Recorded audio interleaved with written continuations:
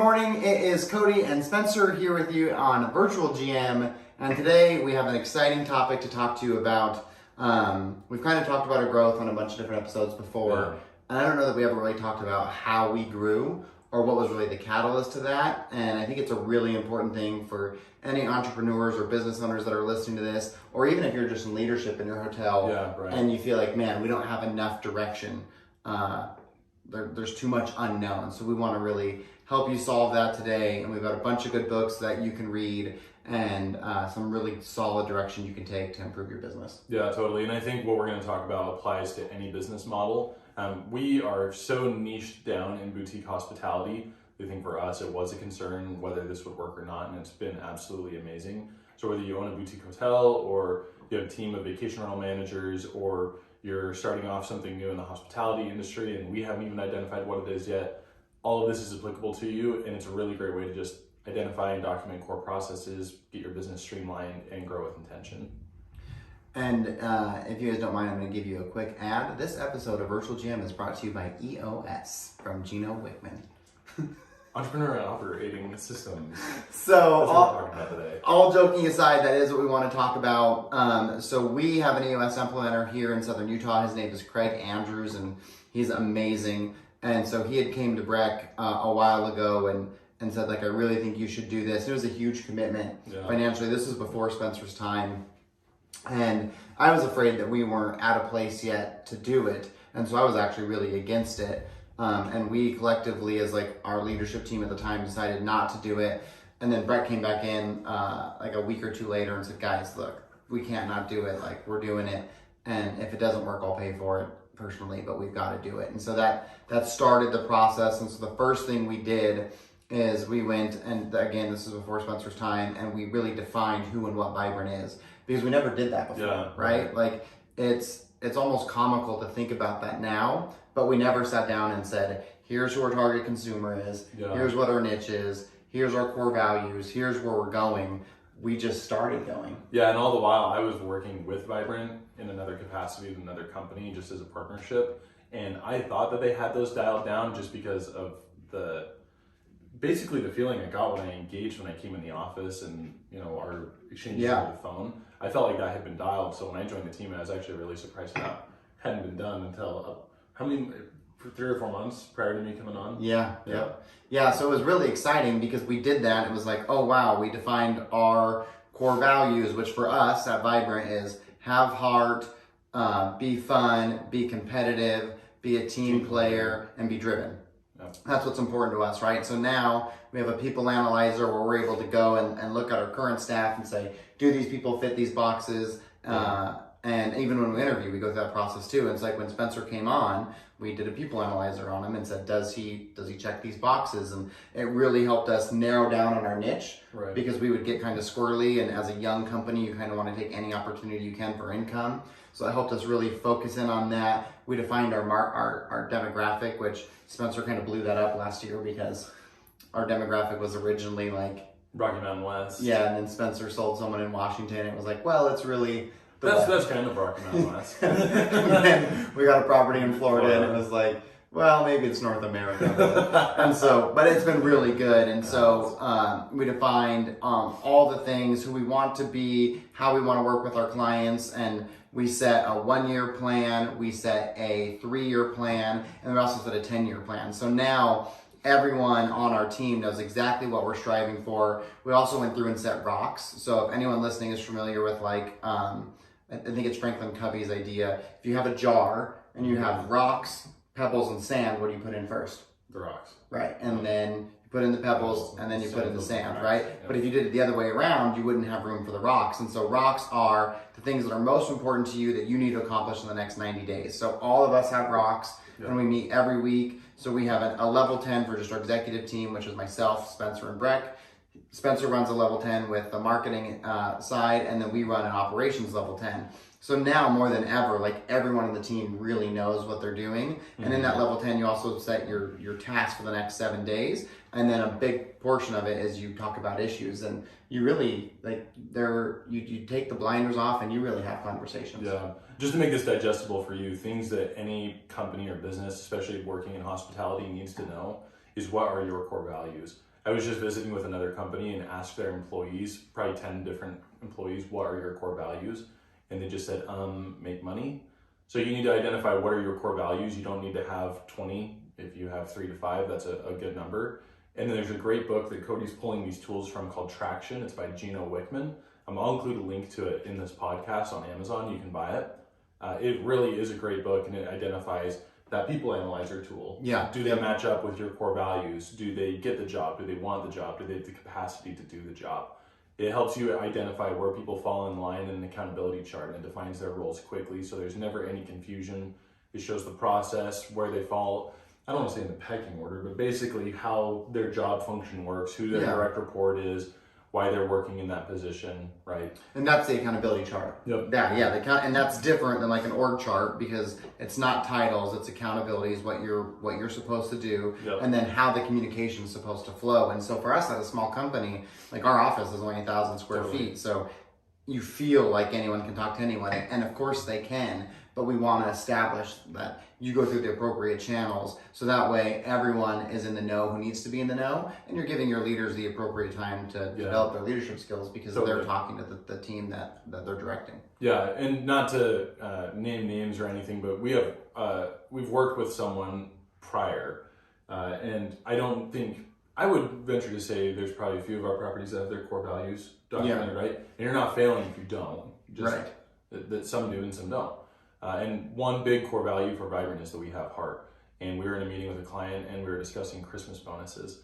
And this person chose to say, I don't think we should give out Christmas bonuses because that means there's extra money to go around at the end of the year.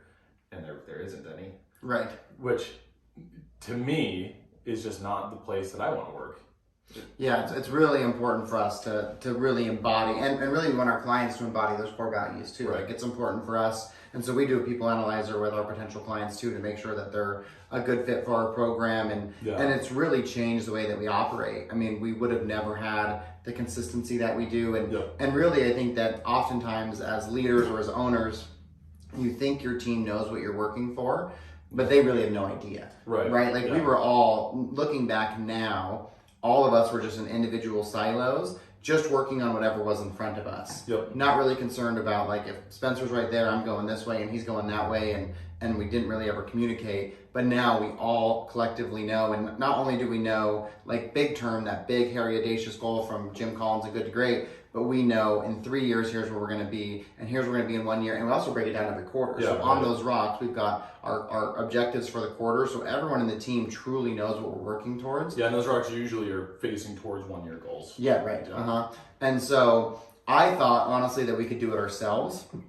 Now, having gone through the process, because we're about we're like 17 months into the process, and so we'll finish out this year. And I really thought that we could do it ourselves because I've read all the different books, and Spencer will put them all in there. There's Traction, How to Be a Great Boss, Rocket Fuel, What the Heck is EOS? That's a really good one. I think there's one more, so we'll make sure all those are included. I highly suggest you read all of those. What was that other one we read, like 5 Habits of a Great Executive or something like that? That's the Patrick Lencioni book. That one is really good. Patrick Lencioni, Gino Wickman or Patrick Lencioni stealing from the other? We can't quite figure out which one. I'm reading, what is it, like Extraordinary Teamwork or something like that right now. Is that another Patrick Lencioni? And it is like, it's all basically about the people analyzer. Oh, nice. And Patrick Lencioni writes in a way that's so digestible because he writes in stories. Oh, he's so good. And so they're really enjoyable books, but I'm just laughing as like they're trying to figure out their core values. Like in the story part of the right now. But yeah, his books are excellent. And they really, like, that and EOS, to Spencer's point, go together like a river. So it's like you want to read those together, and then all the EOS Gino Wickman books are really tactical, like factual data. This is how you do it. These are the tools. This is how they don't work. This is the wrong way to use them. This is the right way to use them. One thing that Cody even mentioned too was a level 10 meeting. You can read about that in Traction. It also goes over it pretty well on What the Heck is EOS. Level 10 is such a time saver. I met with a ski lodge last year, just here in Southern Utah, and they were having a staff meeting every day for 30 minutes. That staff meeting every day for 30 minutes is such a time suck. When you can do it once a week for, what's ours, an hour? Yeah, anywhere from an hour to 90 minutes if there's something really like heavy we got to work through. It's a really great template on how to run a meeting so that you don't get bogged down in the flow of meetings. There's always those memes that circulate online that's like an email that says, this could have been an email, right? Or that meeting, it could have been an email. And that's always the case if people just suffer from paralysis of analysis, so they want to have another meeting. But level 10 basically moves that away. You introduce the week with a segue, which is a personal and a business win. You go over a scorecard, which is just documented results from the previous week. Every team member owns their data. You look at your rocks, which we've talked about extensively on this. So it's just a review of the 90-day plan, what's happening in the quarter. You hit your to-do list from the previous week. It's something that everyone has access to. And then down at the bottom of that template is just your IDS list, which stands for Identify, Discuss, and Solve. And this is where short-term problems can live until you have a solution for them. And then the meeting is recapped, to-do lists are gone over, and each person in that meeting gives a score from 1 to 10. You can't give a 7 because that means you're a fence sitter. And that's it. And it's as easy as that. And you can make a template for it. You can Google level 10 template, Google Drive, download it, and then put it in your all the tools are readily available on Google. Yeah. So it's not very hard, and it's such a time save. We went from several meetings a week at Vibrant to really just 2 for each team member. Cody Breck and I have an executive team meeting every Monday morning now. And then I have one with my marketing team, and that's it. There's no other meetings that we have. Cody has some with the operations team. Breck has some with the finance team, right? Or we have 3 total. We have our executive level 10, the sales and marketing level 10, and the operation level 10. Yeah. Hey everyone, pardon the interruption. This is Spencer. Just wanted to make a quick shameless plug. Vibrant Management loves working in the boutique hospitality space, and this podcast exists to serve you. If you guys have questions or are interested in working with us right now, we're offering a free month of digital advertising. Reach out to me, Spencer@thevibrantteam.com. Message me on LinkedIn or send us a DM on Instagram, and we'll get back to the podcast. Yeah. And with that, we've had just a tremendous amount of growth, nearly doubling the business year over year, just because we've been able to simplify all of our processes and keep everyone on the same page. And really establish that teamwork where we're all working towards a common goal. And I'm glad you brought up the scorecard too, because that's really one of the most important metrics, because everyone in the company has a number, where before that, it's like no one really necessarily knew if they were doing good or not, because we had no way of measuring it or grading it. And so now there's maybe around 15 metrics on our scorecard, and every single person's accountable for at least one number. And it's very quick. You look at it, it's green or it's red, you hit it or you didn't hit it. Why did you do either? And it's an easy, quick discussion, but we all know. And there's that level of accountability because everyone knows. Like if you're not doing your jobs, for example, if Kyle, since you guys have seen him on the podcast before, he's accountable for getting all the social media posts done. And if he went 4 weeks without doing it, it'd be very glaringly obvious to the whole team that he's not pulling his weight, right? And that's never happened. Kyle does a great job of Kyle never misses. But you would see it if someone did, right? And so not only now do you have this accountability from your leader, but the whole company's looking at you like, bro. Yeah, totally. What are you doing? This doesn't reflect well on any of us. And so that really has been such a crucial tool. And I'm just such a believer in it now. We don't have any affiliation with EOS outside of just being people who use it. But now that I've gone through it, and I've had a couple different businesses throughout my life, and I wish I would have known about EOS 15 years ago, because it has completely changed the way that we operate. Totally. Yeah, and this is really cool too, because it is pretty templated, so it can fit in really well to any industry. I certainly believe that this can work well in hospitality. We run level 10 EOS style meetings for all of our client meetings, and they always go really well. So the proof is in the pudding, because we've been able to retain all of our clients. They're happy, and at the end of the meeting, instead of a 1 through 10 score, we ask them if it's an effective use of their time or not. Ultimately, we just want to make sure that we're not stealing their time when they could be doing it somewhere else. But we run one of these same meetings every week in Springdale at our Cliff Rose property on a level 10 agenda. And that's the number 1 satisfaction rated curio in America. And it runs on EOS. Yeah, it can work for any industry. And to Spencer's point, he talked a little bit about it earlier too. I think there's like that belief that meetings are worthless, And I think that without structure, they are. Totally. Because if you just get in a room and all you do is talk about ideas, and then everyone leaves, and there's no this we have to accomplish this week, and you don't have to review it, and it's just conversation, then those are pointless. And we definitely, in Vibrant's earlier years, we had a lot of meaningless meetings, where there was nothing that was, I don't think I've ever, in fact, I don't think I know, I've never got out of level 10 and said, well, that was worthless. No, never. I've never left level 10. We used to have a meeting, our level 10 meetings used to be Tuesday morning, and then we'd have a company meeting on Monday morning. Yeah. And the level 10 accomplished so much for us. departmentally and on the executive team that we just killed the company meeting. And Yeah. we've actually been more effective since killing it. Absolutely. Yeah, saving all that time for everybody. Yep. So, I mean, and then one thing that we did that's really important, and I think maybe we've talked about in other episodes, but so then, we had a whole year of it last year. So we went to Scottsdale and we had an annual offsite meeting with our executive team and our EOS implementer, Craig. And we defined again for this year, okay, here's what we're going to do this year. We made some tweaks to our 3-year. We left our 10-year where it's at. And then we went through and set our rocks and looked at our quarters. And I've never gone into any year as a business, being in a business as an employee or as an owner, and felt like I have a better bearing and understanding on what's gonna happen that year. And I have so much faith in what we're going to accomplish. I mean, we had heated debates. We went back and forth like our revenue numbers. And, people cry. Yeah, I mean, it gets real. It gets emotional, for the greater good of the company. And so it. After, I think I was already a believer in EOS, but I think that annual meeting is what really tipped me over the edge of wow, this is amazing. We had to go back to our team. And so then what we'll do is we have a quarterly meeting with our implementer as well.